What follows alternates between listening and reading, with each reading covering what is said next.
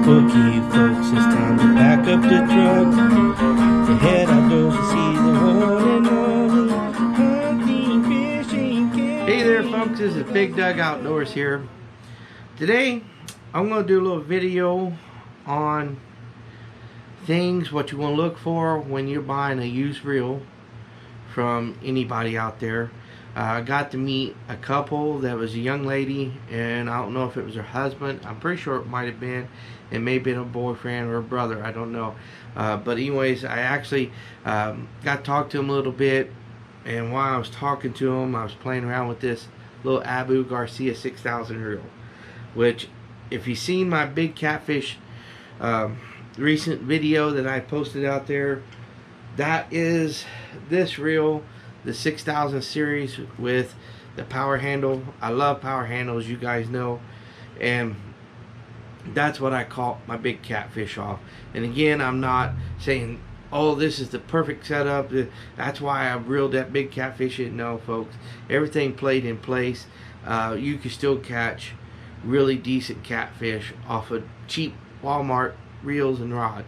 And again, I have probably in this rod and reel together about 80 bucks, folks. That's all I got in this rod and reel, and pulled in a 40 plus pound flathead. So we're going to do a little troubleshooting, seeing why this is going on right here. I noticed it, as you can see, you can probably hear it.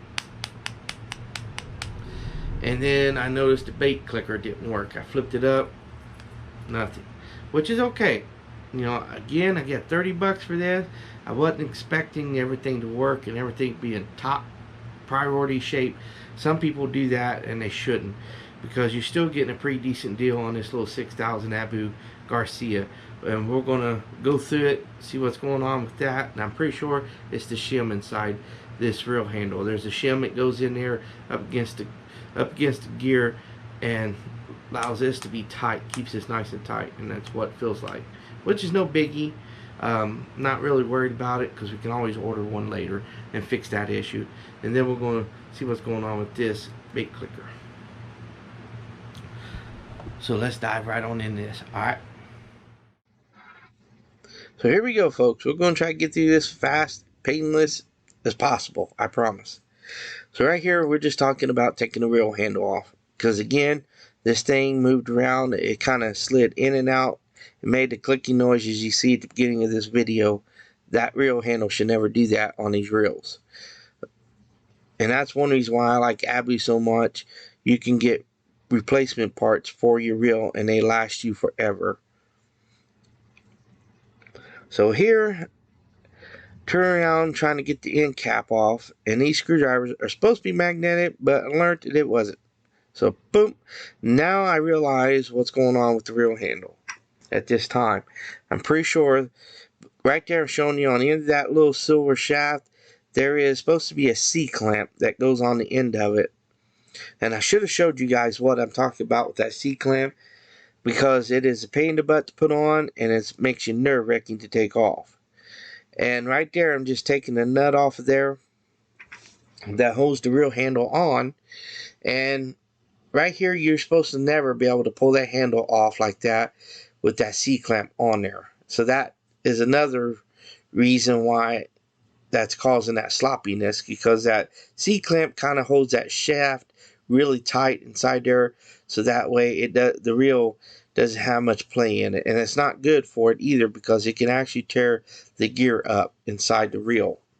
So right here, just taking the star drag apart, getting it off of there. And be careful with that, because there are two little washers in behind that star drag. They kind of make a bow look to them, and there's two of them, and I'm showing you right there inside there, and they pop down out of there, fall out. Be careful with that, folks, because you need the bows to go against each other, because it puts tension on your star drag. So I'm again trying to pop them out of there. So right here, we're just taking it reel apart, and folks, please forgive me, I took the reel apart the wrong way. Normally you start with the opposite side. That's the side I usually start with. It's a little easier and simple, because you can pull the shaft out that goes to that spool on the inside, and It makes it a little simple and easier to take it apart that way. And this way it's a little bit more difficult because it doesn't want to come apart, as you will see here shortly, because that end cap should just pop right off there real easy from the body of the, or the frame of the reel itself. So I had to end up taking the whole thing off, because on the back of that end cap there's a plate that sets up against the frame of the reel, and you can see right there it's showing you guys the magnetic locking brake system, or you want to call it, on your spool. But right here you can see this is what I'm talking about. There's a cap on the back, the steel plate on the back of that end caps of your reel. And I ended up taking it off the wrong way. It was supposed to be the other way, flipped up, and I'll explain here shortly why that's the wrong way, taking it off. And I'm just looking at the bearings to the reel handle itself that goes through there, and it looks good. So right here, as you can see, that little brass thing I got my fingers on, that big gear, well, that gear has washers that goes down inside of it, and you can't really mix them up or put them the wrong way, or I've heard that it can really where they won't work right, your star drag and stuff, the drag on your reel. So I take it off and I'm looking for the shim, and I don't see it on the back of the gear there, and I'm thinking, is there one on here or not? And then I realized, oh, wait a minute, it's right here. It was stuck down on the cap that goes, that plate I meant to say, that goes on the back end of that cap. So I pop it off of there real quick, and to make sure it's okay, it's in good shape, that it wore down quite a bit, and it looked actually really good for the age of this reel. So right here, just taking it off like I'm showing you here. Kind of expecting what kind of dirt and stuff, or if there's any damage to any of the mechanism or the casting and stuff like that, and everything looks really good. I'm looking it over and thinking, wow, somebody actually put time and care into this reel of taking care of it, keeping it clean, because that is a big thing with using these baitcaster reels, to keep them clean. And right here, here's the shim I was talking about. You can see it's really tiny, and I started sticking on there, then I realized, wait a minute, I didn't put no grease on it, because I always put grease on it to keep it stuck there, and it kind of gives it lubrication as well. So I ended up putting it back down on the paper towel, and I'm just looking it over and stuff, the big brass gear. So right here, I take the washer off that holds all the other little washers and stuff inside. So I want to show you guys this. This is what I'm talking about. You want to be careful when you take the reel apart, because if they fall out, there's like 3 of them down in there, and I'm pretty sure they got to go in a certain way. And if they're not put back the exact same way, the way they're supposed to be, I was told it won't work very well. And I'm just showing you the magnetic on the ends of there for the drag and stuff on the reel, or the spool, should say. And again, I'm just looking the bearings over, because there's bearings inside there and that spool as well. So I'm looking that over, making sure nothing's wrong with it. And that there I'm tapping on is the bait clicker, and we're going to look over at it, because we done figured out what's going on with the reel handle. So right now we're going to work on it real quick, because again, I don't want to keep you guys on here as much as I have to. And as we're taking this apart, folks, I want to thank the couple that I met and talked with when I bought this reel. They're really nice people. They're a young couple, and I don't remember you guys' names, so please forgive me. And again, I wouldn't want to put you guys out there on YouTube as well. So I just want to thank you guys. And I actually caught a nice fish with this reel, you guys, if you get to watch this video. And we're going to upload that video after this one. So, but anyways, here we go. We're going to take the cap off. Oh, wait a minute. I found out what's wrong with the clicker. I was thinking that maybe something was broken there, because there's a little, kind of like a copper flat piece that it bends in weird ways and shape to where it touches the gear. It's on the end of your spool, and that's what gives it the clicking noise. Well, that little clicker, whatever you want to call it, was so bent out of place that it wasn't touching that gear. And I kept messing with it for a good while, and you're going to see that here in a bit. And finally I decided, you know what?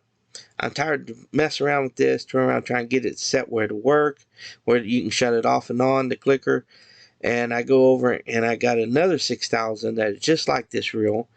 And I take the end cap off and I match it up and bend it in the right shape it's supposed to be. And Lord behold, it worked. Ended up working. Right here, I wish you guys could hear it. I got the clicker to work, but it wouldn't shut off. I was like, well, that ain't right. Something ain't right here. And I end up taking the clicker mechanism out of the reel and turn around messing with it, trying to get the bent the way it's supposed to be. And again, you know, if you don't know what you're doing, and luckily I had another bait caster reel that was the exact same one, and like I said, and that's how I was determined to get it to match up with it to work like it's supposed to. And here I'm just playing with it, trying to figure out, trying to think my way through, you know, how's this supposed to be bent, because again, you know, I never looked at this clicker or anything, so that's the reason why I messed around with this for a good while, and I finally figured out, let's just do it that way. It'd be simple and easy. So, but anyways, I'm gonna stop aerating here, and we're gonna jump over to the other part of this video, so you guys stay tuned, and I hope I didn't bore you guys to death.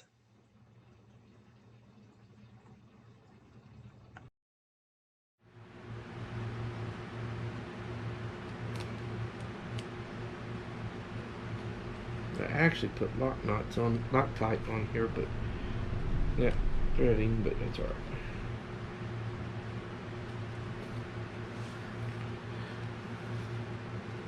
Got her fixed. Look, that slappiness ain't there no more. Let's put tension on here. See?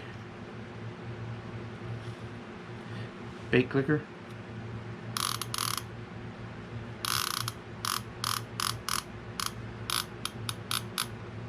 Works. We've got us a nice, still a little bit loose tension there, but that's alright. We've got us a nice 6000 series bait caster to get out and catfish with. Can't believe that, folks. I actually got a really nice one. And we're going to spool this up, some fresh line, take it outside, probably cast it, see how kind of castability we got, and run the gears through, see how they sound when casting.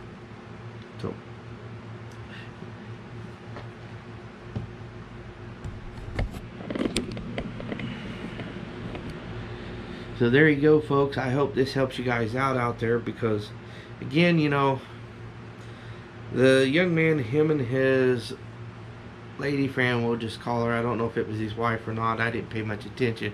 It might have been, and if it was, you guys please forgive me. Just wanted to tell you guys, thank you guys again for this reel, setting it up, and actually being there on time and everything, and helping me out, because I surely can use this reel. I got a 7-foot rod over here that is for I don't know if I'm going to load it up, but I'm probably sure I probably think I will put it on there, because this is a very nice reel, 6000 series reel. And again, you know, I got another one over there, but I think this one is actually newer than that one. That one is a lot older reel, that one over there. But we're going to give it a run and do really good with it, put it to good use, and catch us some big catfish with it. So with that being said, you guys, I just want to thank you guys for watching my YouTube channel. Thank you for the ones subscribed to it. If you haven't, please do so, and tell a friend, family, and neighbor about it, folks. I surely would appreciate it. And like I always say, God bless and good luck in the upcoming hunting, fishing, camping here in 2022, folks. We'll catch you guys soon.